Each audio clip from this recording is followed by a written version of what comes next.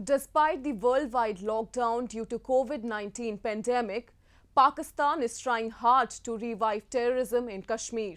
However, Pakistan's tireless campaign of unleashing terror inside Indian territory is being given a befitting reply by Indian forces. Recently, proactive Indian defense successfully eliminated the top commanders of two parked-back terror organizations. And it's not a one-off breakthrough, but the forces have been successful in busting all the nefarious anti-India plots hashed in the corridors of Islamabad and Rawalpindi. Islamabad's executive wing, specializing in terrorism, received a huge setback as Indian security forces, led by Indian Army, eliminated two commanders and four other terrorists in its series of operations in Jammu and Kashmir this week. The operations that were carried out in the backdrop of a sudden spike in the infiltrations along the Indian border culminated in the killing of Riyaz Naikoo of Hizbul Mujahideen and Haider of Lashkar-e-Taiba.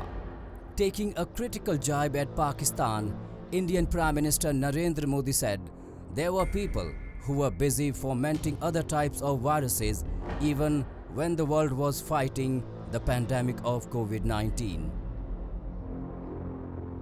Even as the world fights COVID-19, some people are busy spreading other deadly viruses such as terrorism, such as fake news and doctored videos to divide communities and countries.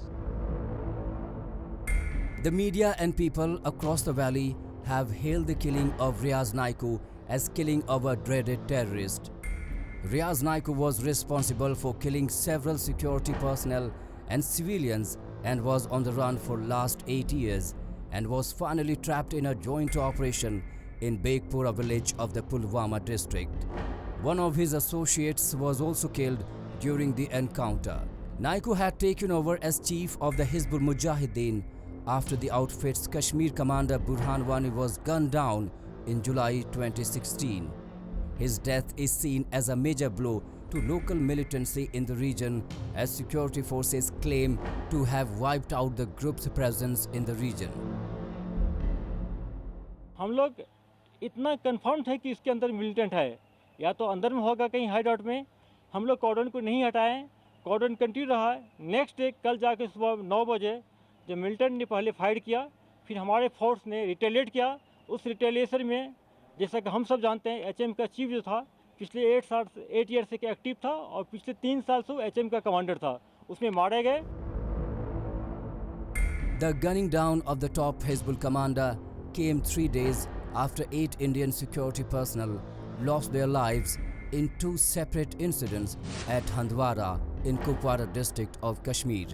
At least 3 personnel of the Central Reserve Police Force were martyred and 2 others got injured on 4th May in an ambush by terrorists in Qaziabad area of Handwara belt. In another major counter-terrorism operation, Indian Army eliminated 2 terrorists including the commander of Lashkar-e-Taiba, Haider, a Pakistani national who was active in the North Kashmir area. Following intelligence inputs that terrorists had taken civilians hostage in a house in Handwara's Changimula, a joint team of Indian Army and Jammu and Kashmir police carried out an operation and successfully extricated trapped civilians after 12 hours long battle. However, 5 security personnel including the commanding officer of Indian Army and a police officer were also martyred in this encounter on 3rd May. With coronavirus pandemic spreading chaos everywhere, Pakistan is trying to take advantage of the crisis and push terrorists into Jammu and Kashmir. However, everything has a life period and the deadly coronavirus pandemic will also eventually end one day. But Pak-sponsored virus of terrorism is continuously spreading and mutating itself. If you compare COVID-19 and terrorism originating from Pakistan, The life of COVID-19 is very short, another 2-3 months. But the life of terrorism originating from Pakistan is very, very long. We have seen it from 47. It's my belief that until and unless we teach a lesson to Pakistan and convey to Pakistan that the cost-benefit analysis for Pakistan with regard to terrorism is going to be very, very heavy, exemplary, Pakistan is not going to behave because it's obsessed. It is obsessed with India, and it feels that only by terrorism it can defeat India. As Kashmir is heading towards more peace and prosperity, Pakistan, being envious of this development, is busy hatching wily plots to incite terrorism in the valley. However, in what could be a major blow to Pakistan's devious agendas, India has decided to ramp up global pressure against Islamabad and get Pakistan blacklisted for terror financing at Financial Action Task Force.